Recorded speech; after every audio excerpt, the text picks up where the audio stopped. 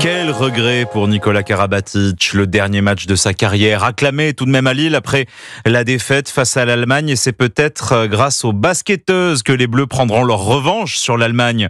Martin Lange, vous suivez la rencontre au Club France, les Françaises ont commencé très fort. Oui, tout à fait, Thomas. Peut-être une revanche face à nos meilleurs ennemis allemands. C'est déjà le 3e France-Allemagne au niveau des quarts de finale. Il y a eu hier les handballeuses qui ont gagné. Les handballeurs tout à l'heure ont perdu. Et là, ce sont les basketteuses de Jean-Aimé Toupane qui sont sur le parquet de Bercy. Et pour l'instant, elles mènent à la mi-temps 45-33, très agressives en défense. Elles sont bien en place. Mais attention, les handballeurs aussi menés de 3 buts. Donc, pas de relâchement. Juste après ce match, il y aura aussi du volley. Là, c'est déjà les demi-finales, Thomas. Les coéquipiers d'Irvine Ngapet affrontent l'Italie pour une place en finale et donc assurer une médaille supplémentaire à la délégation française. Une médaille que l'équipe de France aura ce soir, c'est certain. C'est celle de Sofiane Oumia en boxe en moins de 63 kilos. Il dispute la finale dans un cadre inédit, le cours central de Roland-Garros. Et on espère évidemment la plus belle des médailles, la médaille d'or pour le Toulousain, déjà en argent il y a 8 ans à Rio. Martin, dans le reste des espoirs de médailles, athlétisme, natation et boxe ce soir. Oui, tout à fait.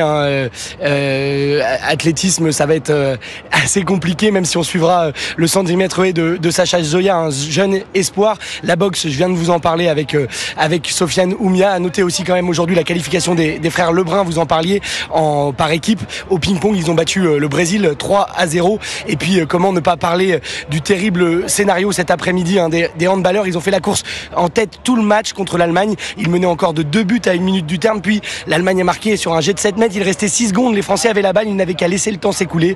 Mehdi Kamem a bêtement rendu le ballon aux Allemands qui ont marqué au buzzer 29-29, prolongation dans une ambiance irrespirable, même le chrono du stade Pierre-Mauroy n'a pas résisté et les Bleus ne sont jamais remis de cette bourde, défaite 35-34.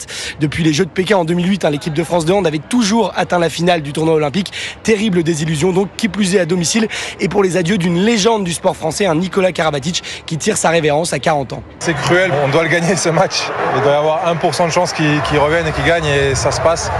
C'est terrible d'avoir un coup du destin comme ça, mais il faut l'accepter, c'est le sport. Pour moi, je savais que tout match sur cette saison pouvait être le dernier. J'aurais tellement aimé aller en demi-finale et gagner une médaille de plus pour cette équipe, pour moi, pour nos fans, pour nos supporters qui ont poussé tout au long de ces JO et c'est dur, mais c'est comme ça. Nikola Karabatic, à qui le public du stade Pierre-Mauroy a rendu un vibrant hommage, comme aux autres futurs retraités. Valentin Porte, mais aussi Vincent Gérard, le gardien, auteur d'un match monumental avec 24 arrêts. Malheureusement, ça n'aura pas suffi, Thomas. Merci Martin, quel regret ce ballon perdu par les Français, donné presque aux Allemands en handball.